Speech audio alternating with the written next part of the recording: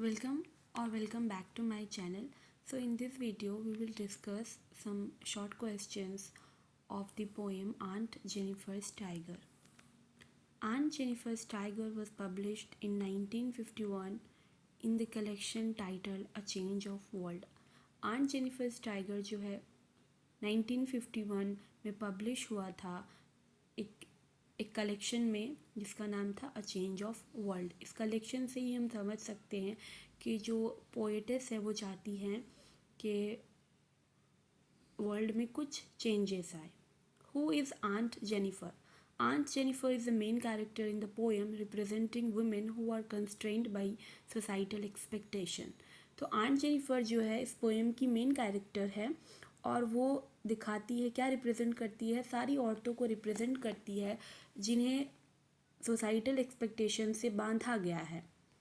What do the tigers symbolize in the poem? The tigers symbolize in strength, freedom and the boldness that Aunt Jennifer lacks in her own life. जो tiger जो वो अपने बना रही होती है वो क्या सिंबलाइज करता है? ताकत को, आज़ादी को सिंबलाइज करता है जो कि आंट जेनिफर के लाइफ में जिस चीज़ की कमी होती है। What is aunt Jennifer creating in the poem? वो क्या बना रही होती है aunt Jennifer? Aunt Jennifer is creating needle work, specifically tigers on a tapestry.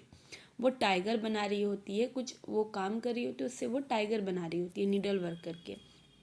How does aunt Jennifer feel about her marriage? Aunt Jennifer अपने marriage के बारे में कैसा सोचती है, कैसा फील करती है? Aunt Jennifer feels oppressed and burden by her marriage which is suggested by her struggle in creating her art. तो आंट जेनिफर जो है उनको फील होता है कि उनको किसी ने दबाया है और वो मैरिज जो है उनके लिए कुछ खुशी नहीं है बल्कि बोझ है। और वो बोझ नज़र आता है जब उनको अपना आर्ट नहीं बनाने मतलब आर्ट बनाने में उसको परेशानी होती है। यही होता है कि जब लड़की की शादी हो जाती है and after that she can't work on her dream.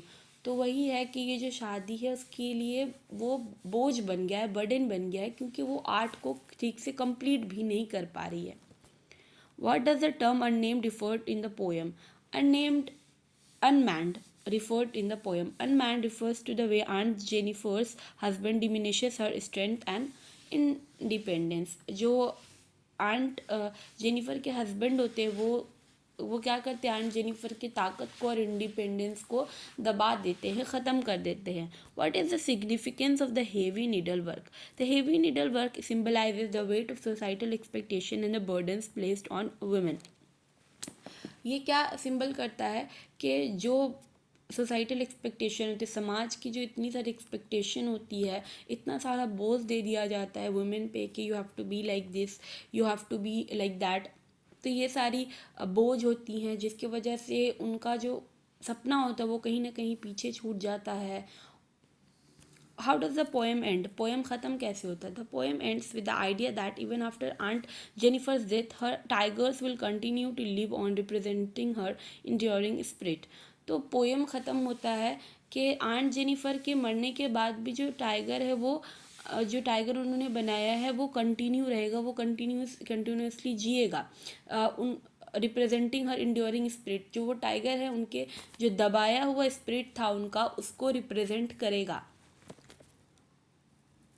यानी कि आंट जेनिफर तो मर जाएगी पर जो उनकी ख्वाहिशात थी वो रहेगी। What literary device is used in the about the tigers?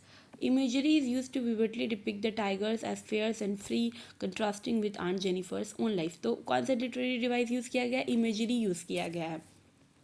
हम लोग उसको बहुत अच्छे से देख सकते हैं कि टाइगर जो है बहुत ही खौफनाक है और फ्री है, और उसके उल्टा जो है आंट जेनिफर का लाइफ है। What theme is prominent in aunt Jennifer's tigers? A prominent theme is the struggle for female identity and the constraints imposed by patriarchy. इसका प्रोमिनेंट थीम है जो स्ट्रगल होता है फीमेल के लिए, फीमेल आइडेंटिटी के लिए। यानी कि हमें अपना आइडेंटिटी नहीं मिलता है, वी लूज़ आवर आइडेंटिटी। कभी हम अपने बाप के नाम से जाने जाते हैं एंड देन हम अपने हस्बैंड के नाम से जाने जाते हैं, तो समहाउ हम अपने आइडेंटिटी को भूल जाते हैं। और ये जो पेट्रियार्की सोसाइटी है वो और कहीं ना कहीं दबा ही देता है। How does the poem reflect on gender roles? The poem highlights the limitations placed on women in a patriarchal society and the desire for liberation and self expression.